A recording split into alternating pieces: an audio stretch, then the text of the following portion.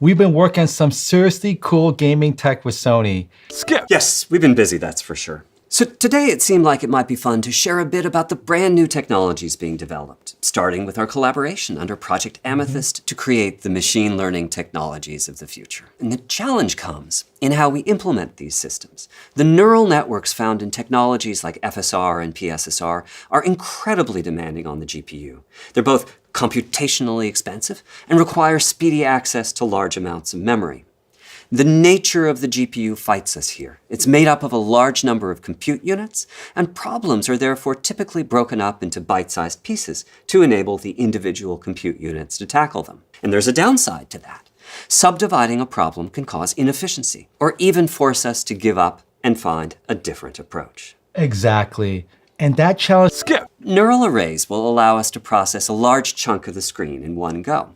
And the efficiencies that come from that are going to be a game changer as we begin to develop the next generation of upscaling and denoising technologies together. Another area we've been focusing on has been ray tracing. When I look at its broad usage on PlayStation 5 for reflections, shadows, and global illumination, it's difficult to believe that it's been just 5 years since ray tracing was introduced. But the challenge is that the current approach has reached its limit.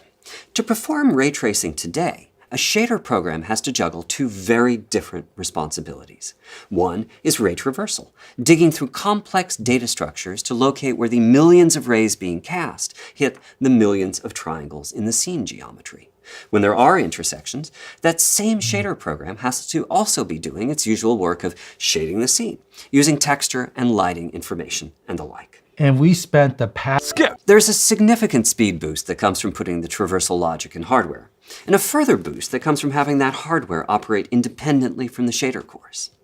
On top of those performance increases, there's other features in the works too, such as flexible and efficient data structures for the geometry being ray traced.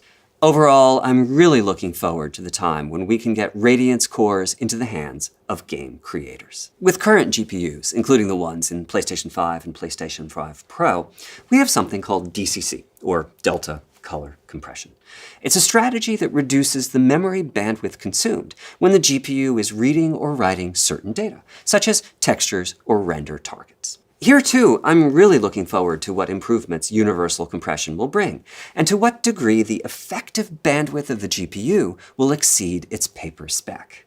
There's a multitude of benefits from this, including lower power consumption, higher fidelity assets, and perhaps most importantly, the synergies that universal compression has with neural arrays and Radiance cores as we work to deliver the best possible experiences to gamers.